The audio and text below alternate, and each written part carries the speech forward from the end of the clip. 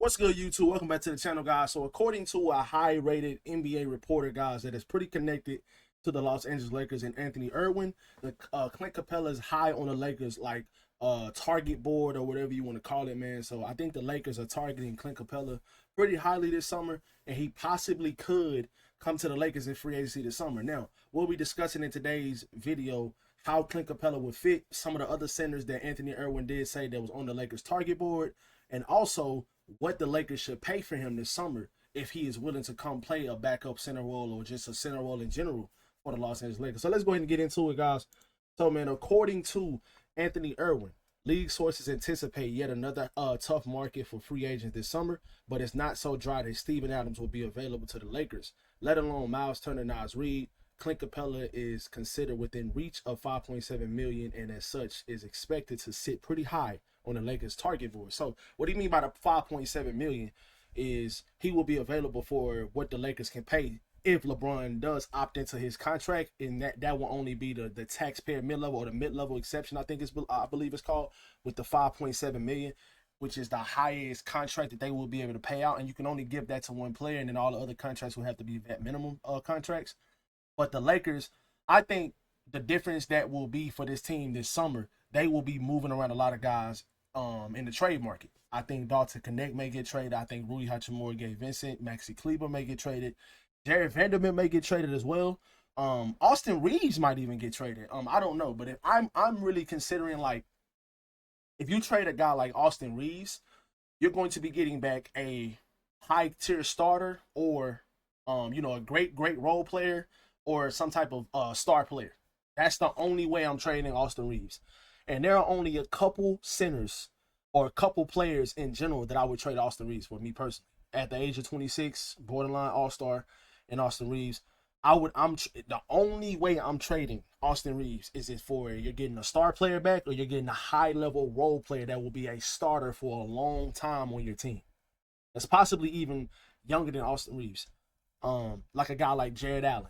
Or somebody along those lines. That's the only or some of the other stars in the league. If you were trying to trade for a guy like Giannis, obviously you include Austin Reeves in that deal. You include whatever they want, but just in general, guys, like, he also said that Miles Turner and Nas Reed were two of the other guys, and obviously Steven Adams. We talked about Steven Adams in some of the previous videos. I think a lot of these guys will be great fits. I just don't see Miles Turner happening anymore. I don't see it happening. If Nas Reed wanted to kind of take more of a bigger role and be a starter on the NBA team, on a contending caliber team with another rising star, which I don't think he's going to go anywhere either. So I really don't see Miles Turner and Nas Reed being realistic.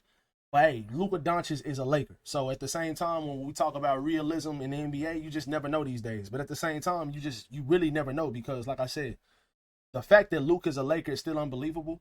So Miles Turner and Nas Reed could possibly happen, but I think the chances of that happening are very, very low. Now, Steven Adams and Clint Capela, who we're talking about in today's video, Clint Capela, I do think Clint Capela could play a great role as a backup center on this team. Let's look at some of his numbers. Just in general, guys, since Clint Capela came into the league, he really didn't play a lot of, like, heavy minutes when he first came into the league. Oh, man. Yeah, Clint Capela really didn't play a lot of heavy minutes when he first came into the league.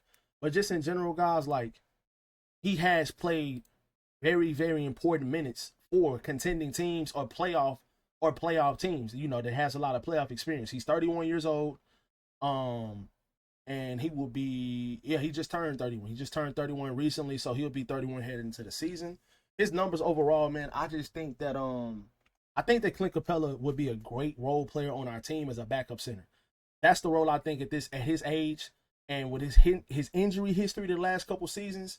I think he was out this year with a back problem, and he missed half the season with that back problem. Onyeka Okongwu was the starting center for the Atlanta Hawks, and Clint Capela really was playing the starting role until he got injured, and Okongwu became the starter. And I think Okongwu is better.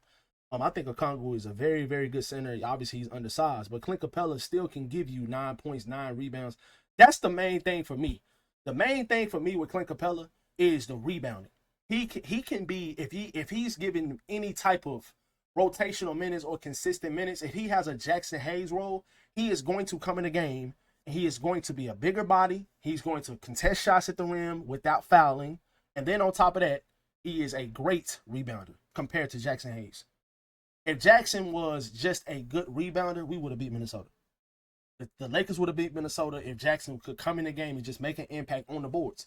He didn't even have to score, really. If he could just come in and get offensive rebounds, second chance points, you know, limit the other team to one shot attempt. If Jackson Hayes was able to do that, we would have beat the Timberwolves. But Clint Capela can 100% do that, even at the age of 31. I still believe he is still a better player than Jackson Hayes, and I think he's a bigger body, he's beefier than Jackson, he's stronger. He's a better post defender, he's just a better defensive player in general. Jackson has a lot of great traits as an NBA player, but he just has not put it together yet. He showed signs that he could. But Clint Capela has done this. He's done it. He's been the starting center for multiple, for a contending team back in Houston. Now, he was younger, but like I said, we're not expecting for this guy to be our starting center. If he was to sign the $5 million mid-level exception, or the taxpayer mid-level, whatever it's called. I don't know if it's called the taxpayer or the mid-level. Y'all let me know in the comment section. I'm having a brain fart right now. I can't remember. But just in general, man, I do think Clint Capela would be a great role player on this team.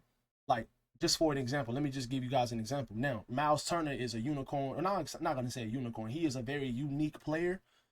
For the Indiana Pacers, they are in the finals right now. For him to be able to protect the rim and step out and shoot the three at a high level at an elite rate, on both sides of the ball, Miles Turner is a very, very unique player. Now, when I say this, I'm not trying to critique or I'm not trying to criticize the Indiana Pacers at all. But the fact that Miles Turner can do both of those things, you don't really have to have great backup center play. But my point is, Thomas Bryant is the backup center for the Indiana Pacers, and they're in the NBA Finals. I don't see why people think that the Lakers are so... I see a lot of people, when they talk about the Lakers, they just talk like this team is just so far behind when it comes to certain moves that they need to make. They need to make so many different moves in order to be a contending team. But I remember when the Lakers went to the finals and won in 2020, people were even critiquing that roster. People were saying that Kentavious Caldwell-Pope was trash. He can't knock down a three. And Danny Green was trash. And Kyle Kuzma was inconsistent. The Lakers don't have a third option. They don't have a third go-to guy.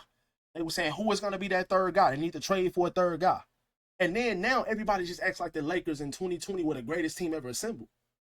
I was there. I remember. I was there every single game, every playoff game, every regular season game, even a preseason. I was watching every game. And I remember on social media, on all of the television networks, everybody was saying this and that. Now, obviously, the Lakers were one of the better teams in the league. They started the season off 24-3, and I believed in that team. I thought they could win the championship, and they did. The only team I thought they were standing in their way was the Clippers, and the Clippers failed. They went to the West. They went to the semifinals, and obviously they lost to the Nuggets. But my point is, why I'm bringing this up, guys, is moves like Clint Capela as your backup center, you upgrade. Moves like any starting caliber center, even if they would have got Mark Williams, but just speaking in general, if you upgrade certain positions on this team, you can beat anybody. And that's the truth. Like I said, man, people were even critiquing the 2020 Lakers. I remember people bullying Kentavious Caldwell-Pope on social media, acting like he is so bad. But then now everybody just wants him back. And it's like, bro, did y'all not remember y'all were just critiquing this guy and saying he was bad and this and that? And I'm like, bro, I just don't understand why some of these people act like this Lakers team is just so far behind. Now, this Lakers team is not better than the 2020 Lakers team. Let me go ahead and get that out the way. They are not better than the 2020 Lakers. But my point is, when you have a guy like Luka, when you have a guy like LeBron, when you have a guy like Austin Reeves, all you need to do is just make a couple moves on the edges, and you are right back into contention. When we beat the dog crap out of the Oklahoma City Thunder earlier this year, the first game, we should have beat them the second game too, with Luka. I'm sorry, the second game when we beat them, the third game we lost. The first game of the season when we played against them, we didn't have Luka, but I'm not even really considering that game because that's a completely different team. Now, when we had Luka on our team, the second game we played against them in the third game, we beat the crap out of them in the first game. And in the second game, they beat us because of the Luka suspension. Because of the Luka ejection, in my opinion. That's why they won that game. Like I said, though, this team did all of that stuff without a legitimate center. you have the chance this offseason to go trade for a center, which I think your starting caliber center is going to come from via trade market. And then on top of that, you can go sign another center like a Clint Capela, like a Steven Adams. You can sign one of these guys in free agency, and you will have two reliable centers, because one center is not good enough.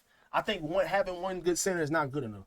I think when you have the versatility of going big and going small, that's what make your team different. And both of these teams right now that's in the finals, both of those teams have the luxury of doing that. You see a lineup with Obi Toppin as the 5 for the Pacers. You see a lineup with Chet Holmgren as the 5. Chet Holmgren is one of the better, he's a really good center in the NBA. He's a really good big just in general from what he can do on both sides of the ball. But just in general, I even see sometimes Jalen Williams playing the 5 for the Oklahoma City Thunder. My point is they have the versatility to go double big, or they can go small with Jalen Williams at the 5. So that's my point. Like, you have the Indiana Pacers that can go small and go big. And if you go sign a guy like Clint Capela as your backup center, that's a really good rebounder, can still protect the rim at a pretty good level. And like I said, that verticality, when it comes to verticality, Clint Capela is very, very good at that.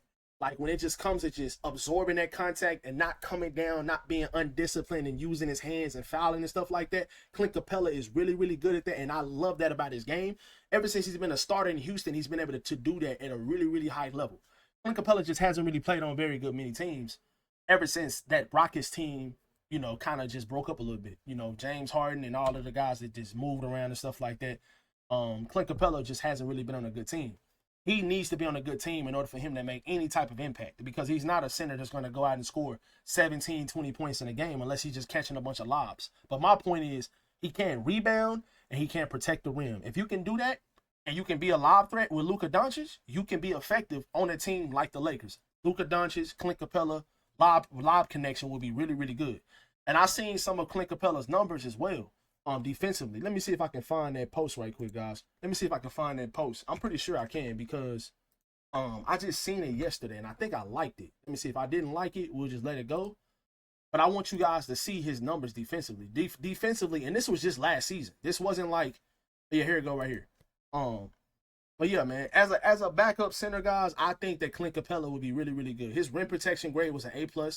Rim deterrence, that's like altering shots, or like, making people like go away from you, which is fine. People can go at Clint Capela if they want to, if his rim protection grade is at an A+.